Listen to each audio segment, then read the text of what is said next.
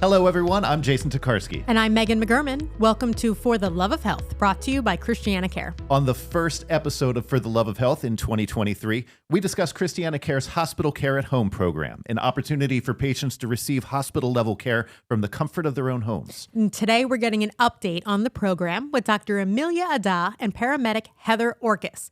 Emilia and Heather, thank you for being here today. Thank you for having us. Thank you so very much. 2 years ago, we sat down with Dr. Sarah Schenk and we talked about hospital care at home. At the time, it was a relatively new program here at ChristianaCare. Now in 2025, Emilia, tell us how you would describe this program. So when you spoke with Dr. Schenk about 2 years ago, we had seen about 500 patients. I'm proud to inform you that as of date, we have seen almost 2,000 patients in hospital care at home. This program has really taken off at ChristianaCare, and at this point, we have also expanded to the post-acute phase. That would be our advanced care at home program. So this is a service that is similar to hospital care at home, but it's in the post-acute phase. So when a patient is discharged from the hospital, some patients do require services at a skilled nursing facility. But for those patients who would rather have those services in their homes and who also have enough support in their homes to receive those services, we can bring them home and arrange those services to come to them, just like we would have the hospital go to the patient, the SNF goes to the patient this time. So we would have the physical therapist, the nursing care that they require in their home instead of being at a facility. Who is the ideal candidate for this kind of treatment? For ChristianaCare, the ideal candidate would be a resident of the state of Delaware, meeting inpatient level of care, not observation, residing within 25 miles of either our Newark or Wilmington campus, and also requiring floor level of care, not ICU, step down, or continuous telemonitoring. We have not limited this to any specific diagnosis. We are open to all diagnoses, and we want to hear about every patient in the hospital. But having done this for about 3 years, we have realized that there are certain diagnoses that are more common than others, which include pneumonia, COPD, CHF, asthma, diverticulitis, sepsis, bacteremia, cellulitis, and others. We have also cared for surgery patients. So that being said, we would want to hear about every patient in the hospital.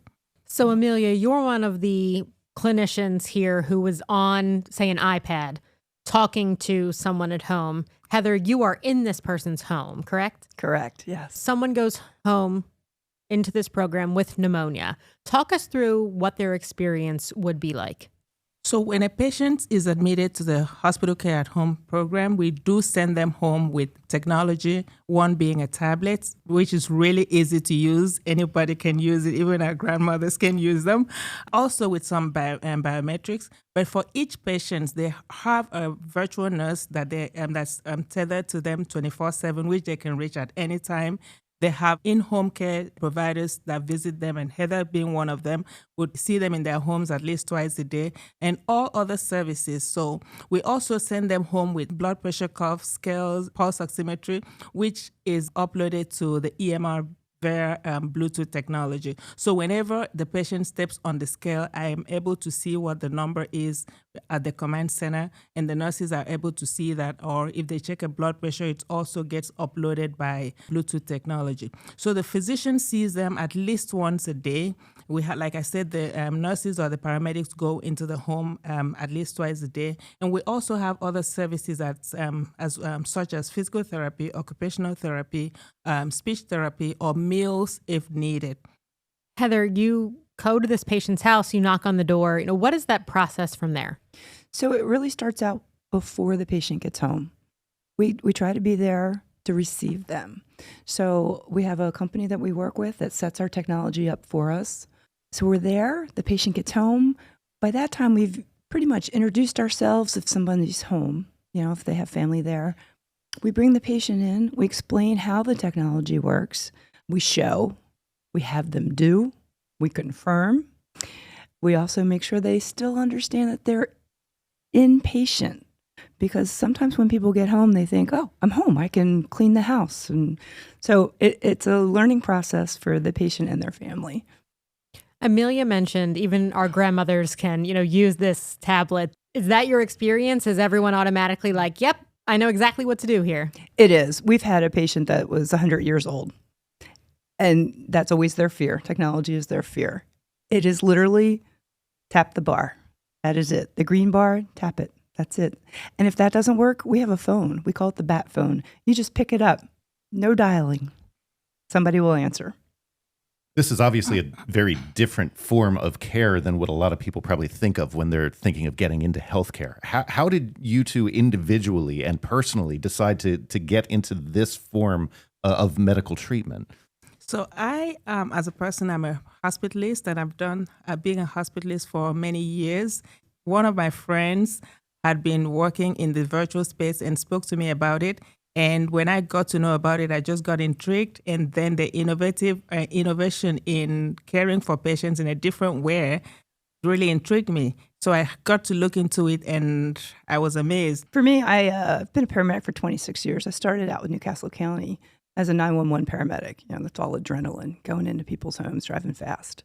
Then 20 years ago, I came to the hospital as a flight paramedic. And that was a different kind of medicine, more critical care, more thinking. And 2.5 years ago, it just got to the point where I'm like, I want something else. I'm older. I want something more. And this program is so rewarding, personally for me. It's just, I can't explain how rewarding it is.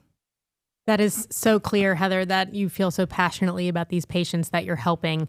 Tell us about some of these patients. You know, which ones have really stuck with you? How much time do we have? All the time you want. Oh my gosh.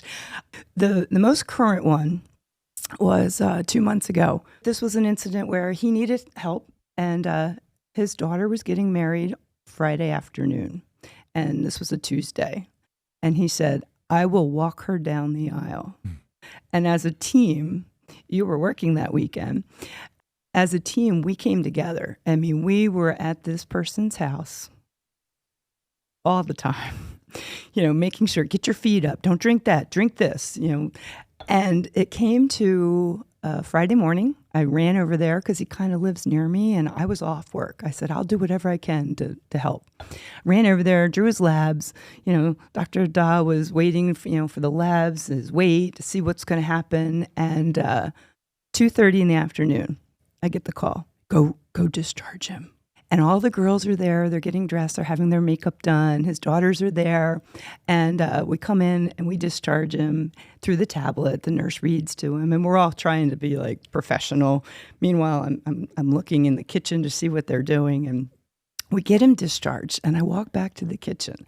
And the bride's getting her, she'd had her makeup done, but she's getting her hair done. And I said to her, honey, he's all yours. And she started crying. And then I started crying. Well, then all the girls are crying. And the makeup artist is running around with tissues. And I felt so bad. But, I mean, that's just one story. I have so many stories that are so fulfilling. Another one that really sticks out for me personally, it was in the fall last year. It was nighttime. The weather was really bad, and I was at a house in the valley. And when I say the valley, we think of that area between like Hockessin and North Wilmington. So it's dark, there's no lights, and difficult to find the home. I got there before the patient and was able to introduce myself to the family, and I realized pretty quickly this was a three-generation home, and that we were going to be taking care of the matriarch of this family. And they were so friendly. And, when you're killing time waiting for a patient, you talk about plants and kids and dogs. And so she comes home, and her daughter, her son-in-law, and her granddaughter are there. And you pick up pretty quickly that the granddaughter has some medical experience just by her questions. So I asked, honey, are you a nurse? And she says, yes, I'm a nurse in labor and delivery at ChristianaCare. I said, oh, my daughter's pregnant. We're going to be there soon. And we take care of the matriarch of this family. And it all turned out really well. Fast forward to January. It's a stormy night, snowing. I get the phone call from my daughter. I get to the hospital. We go upstairs. And who is the nurse that delivers my granddaughter? My patient's granddaughter. Oh, my gosh. Yeah. I mean, you can't make this stuff up. And it's Delaware, so everybody's Delaware. connected. Yeah. And I'm a native Delawarean. I've been in Newcastle County my entire life. These families, these patients, they're in our community. So it's not uncommon for me to be out in the public and somebody comes up and throws their arms around me. You took care of my mom. You took care of me. It's a different medicine, that's for sure, and it's a different feeling. And I love it. I love my patients. I love my families. There's another story also similar to what Heather just said. We also had a patient whose granddaughter was being christened, and she needed to be there, but she was hospitalized. So as a team, we worked together to ensure that she was discharged in time. First of all, because she was home, she had the opportunity of being part of the prep.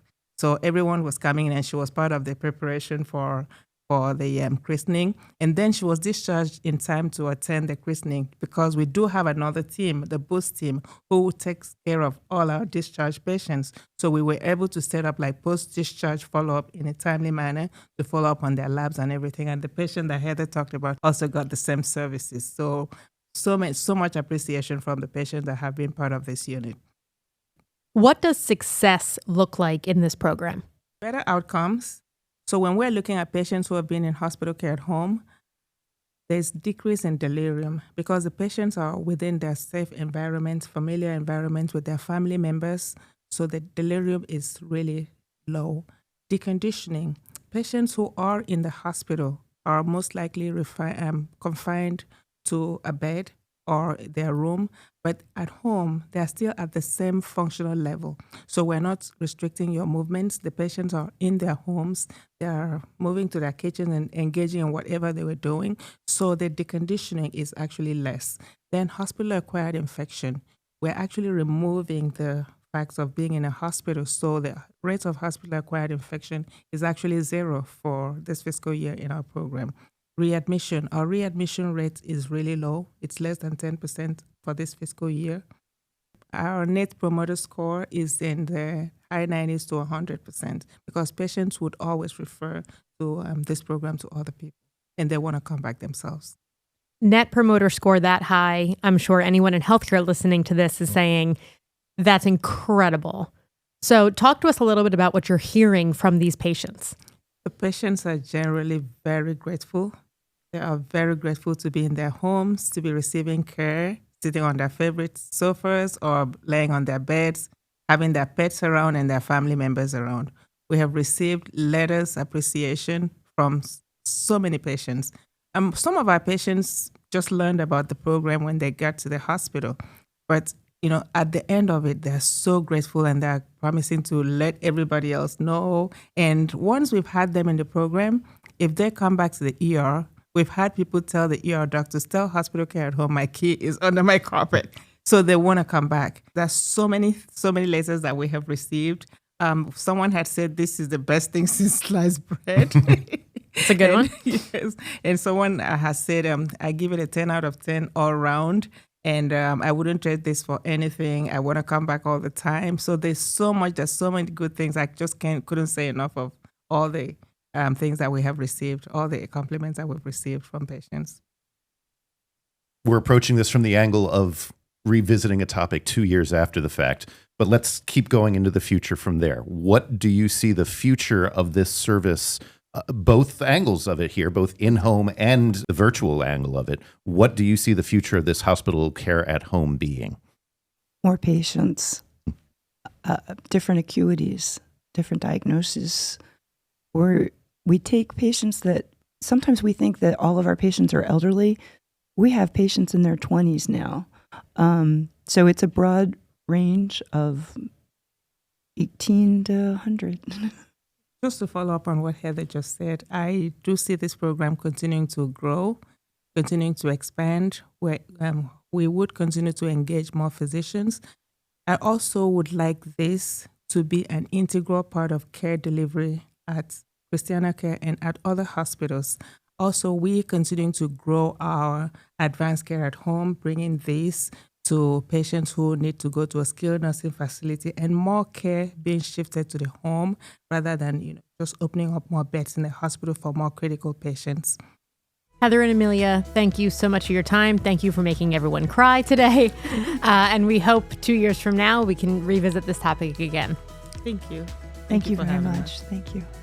Check out the show notes for this episode for more information on ChristianaCare's Hospital Care at Home program. And keep up with For the Love of Health on social media. Just search ChristianaCare on your favorite platform. We'll be back in 2 weeks with another great conversation. Until then, thanks for joining us For the love of health.